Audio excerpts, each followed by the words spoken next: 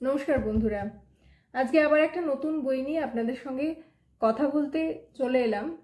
বইটা একদম সদ্য প্রকাশিত 2025 সালের 21শে ফেব্রুয়ারি মাতৃভাষা দিবসেই প্রকাশিত হয়েছে।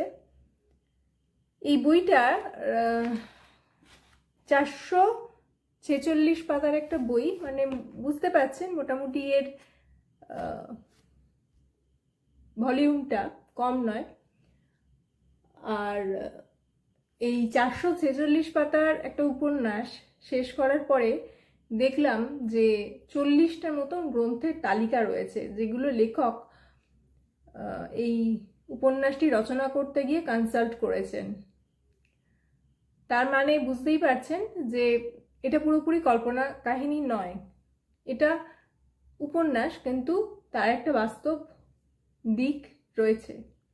আর সেই বাস্তব দিকটা আছে বলেই এই বইটা এত আকর্ষণীয় হয়েছে বলে আমার মনে হয়। আর হেয়ালিতে না থেকে এবার আমি সরাসরি বইটা সম্বন্ধে বলবো। ইতিমধ্যে যথেষ্ট জনপ্রিয়তা অর্জন করেছে এবং আমার পড়ে এক কথায় খুব ভালো লেগেছে। বইটি প্রীতম বসুর লেখা বিদ্যান বনাম বিদুষী। এই বইটি ওনারই পাবলিশড, প্রীতম বসুরই পাবলিশড। এবং এই যে সুন্দর প্রচ্ছদ, যে প্রচ্ছদটা দেখে একবার দেখুন, প্রচ্ছদটা দেখে আপনাদের কি মনে হয়? এই প্রচ্ছদটা দেখে কিন্তু আমার এনার কথাই মনে হয়েছিল, বিদুষী খনার কথাই মনে হয়েছিল। খনা জ্যোতিষী, মহিলা জ্যোতিষী এবং একটি কিংবদন্তি চরিত্র। বহুদিন ধরে ওনার সম্বন্ধে জানার আমার খুব আগ্রহ ছিল, কিন্তু সেইভাবে জেনে ওঠা হয়নি। হঠাৎ করে এই বইটার সন্ধান যখন পেলাম, বইটা প্রথম দেখেই আমার কিন্তু মনে হয়েছিল এই কাহিনীর বিদুষী হলেন খনা, সেই কিংবদন্তি খনা। আমি হয়তো পার্শিয়ালি ঠিক, কিন্তু শুধু খনাই, হ্যাঁ, খনা বরাহমিহির যিনি ছিলেন খনার স্বামী। ঝটকা লাগলো নাকি আপনাদের? আমারও লেগেছিল। আসলে বরাবর শুনে এসেছি বিভিন্ন কথায় কথায় যে বরাহমিহির ছিলেন খনার শ্বশুর মশাই, কিন্তু এই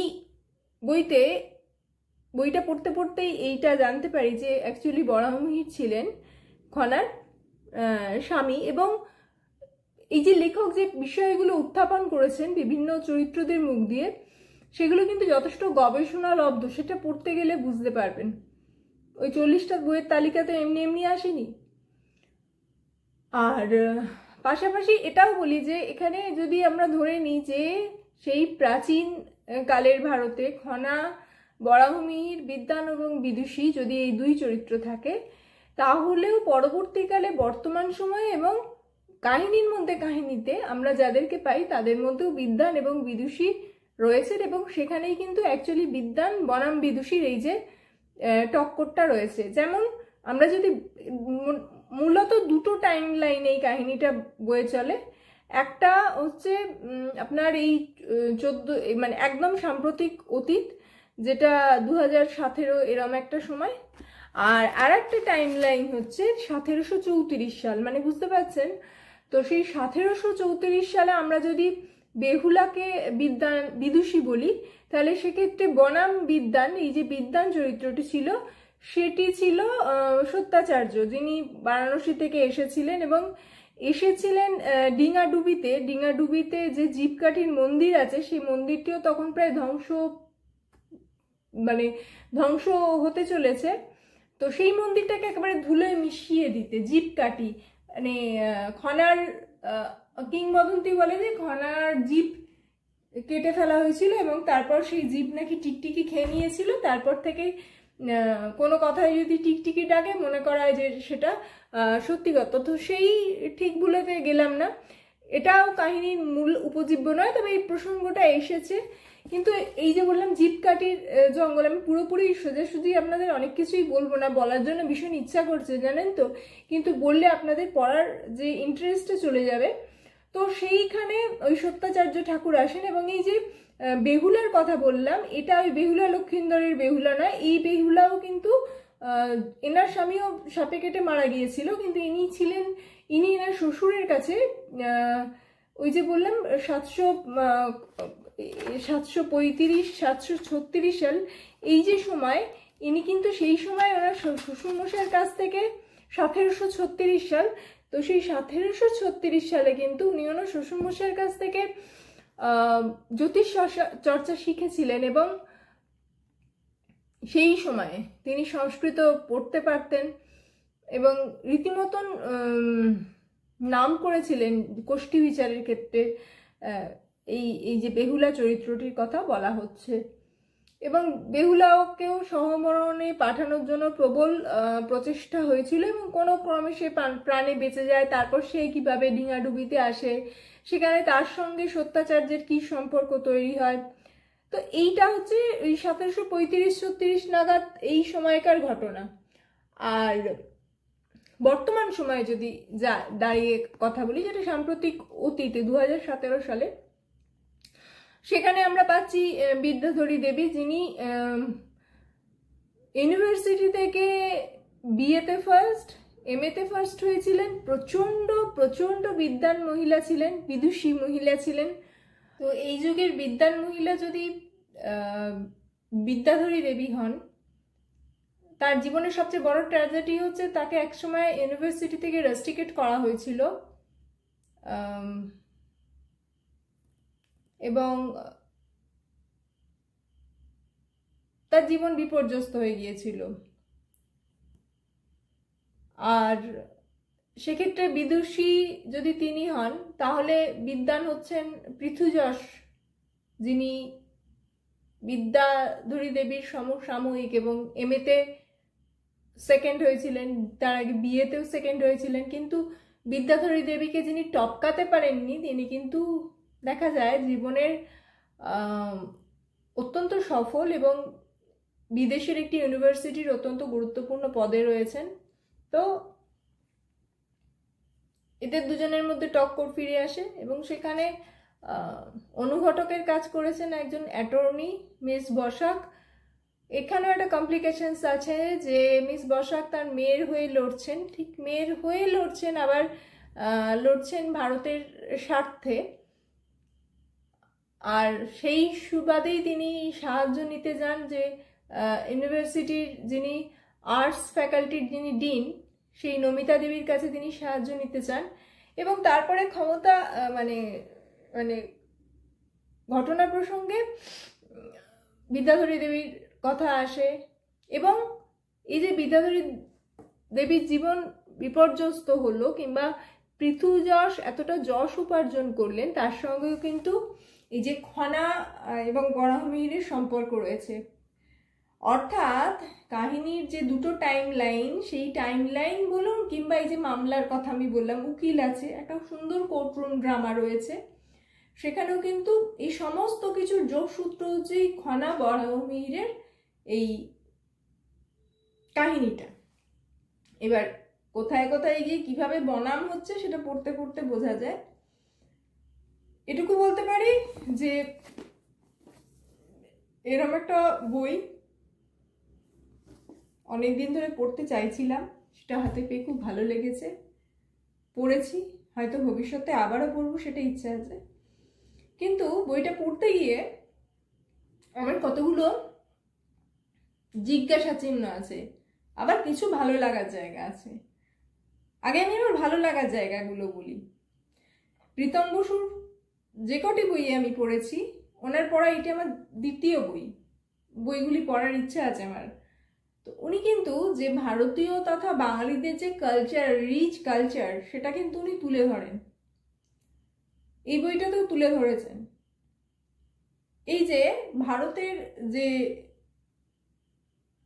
ভেষজ বলুন বা জ্যোতিষশাস্ত্র বলুন, যেটা ভারত বহু যুগ আগে নিজে সেটাকে অর্জন করেছে, ভারতীয় শাস্ত্র হিসেবে সেটা পরিচিত, কিন্তু আমরা যখন বিদেশের শুরুতে গা ভাসাই, তখন কিন্তু বিদেশিরা এদেশ থেকে ধনসম্পদ আহরণ করে নিয়ে যায়, এবং সেইটার ওপর পেটেন্ট করে তারা এদেশেই বিক্রি করে বা তারা নিজেরা নাম কামাতে থাকে। এটা কিন্তু প্র্যাকটিক্যালি বাস্তবে এরকম যে দেখা যায় না তা নয়। তো এই কাহিনীটার প্রেক্ষাপটেও একটা ওষুধ, সাপে কামড়ানোর ওষুধ নিয়ে মূলত মামলা সূত্রপাত। তো সেই প্রসঙ্গে কিন্তু এই যে খনা বরাহমিহির এত কথা আসে, তো সেইটা খুব সুন্দরভাবে তুলে ধরেছেন যে আমাদের নিজেদের যে রিচ হেরিটেজ আছে, কালচার আছে, সেটাকে আমাদের নিজেদেরকে সম্মান এবং শ্রদ্ধা করা উচিত। দ্বিতীয় হচ্ছে যে মানুষের চরিত্রের মধ্যে যে বিভিন্ন শেডস আছে, অর্থাৎ আমরা একটা মানুষকে শুধু খারাপ, শুধু ভালো এরমভাবে সবসময় দাগিয়ে দিতে পারি না। এখানে একটি চরিত্র আছে যে যাকে আপাতভাবে প্রথমে খুব খারাপ মনে হয়, কিন্তু পরবর্তীকালে দেখা যায় যে না, তার বা মা বাবার সঙ্গে একটা অন্যায় হয়েছিল এবং পরবর্তীকালে সে সেটার প্রতিশোধ নিতে গিয়ে যেটা করেছে সেটার দরুন সে ভিলেন হয়ে গেছে। তো এটা হয়তো সে ভিলেন হয়েছে, কিন্তু ওই যে বললাম পরিবেশ পরিপ্রেক্ষিতটা সমস্ত কিছু মানুষকে তৈরি করে দেয়। এটা এটা অনেক সময় বাস্তবে হয়, হয়তো কাহিনীর স্বার্থে লেখক আরো খানিকটা করেছেন। তো এটা একটা জায়গা, এই যে শেডসগুলো তুলে ধরা, এটা ভালো লেগেছে। এখানে যে মানে আর্টস ফ্যাকাল্টির যে ডিনের কথা বলা হয়েছে নমিতা দেবী, তার চরিত্রটা অতীতের একটি চরিত্রের সঙ্গে মিলে বচন পিসি, যিনি খুব মানে প্রবচন বলতেন কথায় কথা, এবং এখানে বর্তমান সময়ে দেখা যায় নমিতা দেবীও খুব বাগধারার ইউজ করছেন বা প্রবাদ প্রবচন ইউজ করছেন। এটা খুব ইন্টারেস্টিং লাগে, কারণ এটাও কিন্তু আমাদের সংস্কৃতির অঙ্গ, এবং অনেকের ক্ষেত্রেই দেখা যায় তারা কথা বলতে বলতে এই ধরনের খুব বাগধারা বলুন বা প্রবাদ বাক্য বলুন সেগুলো ব্যবহার করে থাকেন। তো এটাও কিন্তু একটা সময়ের দলিল, একটা আমাদের নিজস্ব সংস্কৃতির ছাপ, সেটা ভালো লাগে।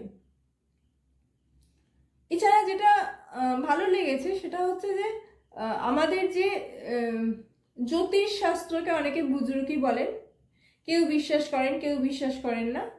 তো এখানে লেখক মোটামুটি গবেষণা করে দেখেছেন যে জ্যোতিষ কিন্তু অ্যাকচুয়ালি সেই সময় খনা যে জ্যোতিষ নিয়ে পড়াশোনা করেছিলেন অ্যাকচুয়ালি তিনি চর্চা করেছিলেন, এটাও এক ধরনের বিজ্ঞান, এবং সেটার তিনি চর্চা করেছিলেন এবং তার অসম্ভব দখল ছিল বিষয়টার উপরে, এবং বেশ কিছু খনার বচন এখানে লেখক তুলে ধরেছেন এবং তার মানে ব্যাখ্যা করা রয়েছে।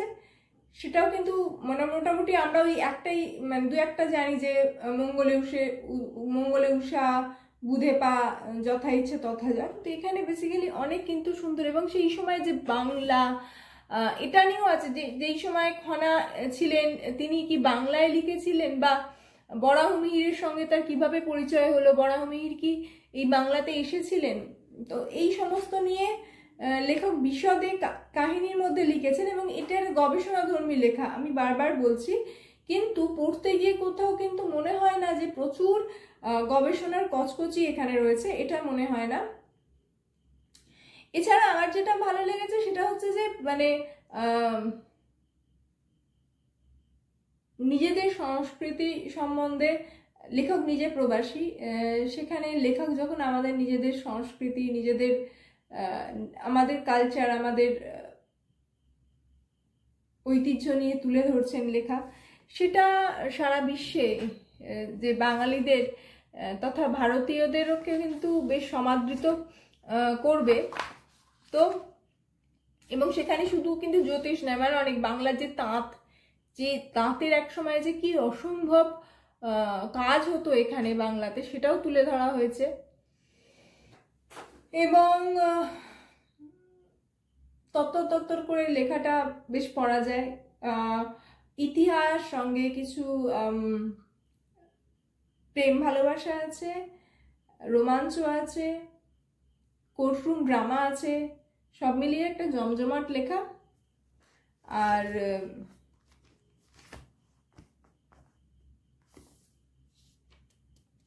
সর্বোপরি আর একটা জিনিস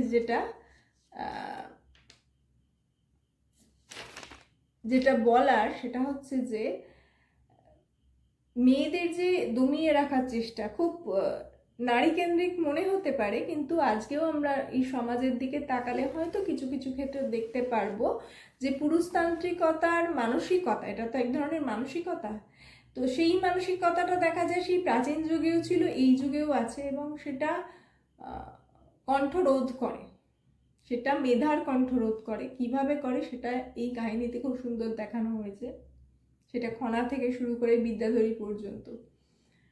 আর এগুলো হচ্ছে আমার ভালো লাগার জায়গা।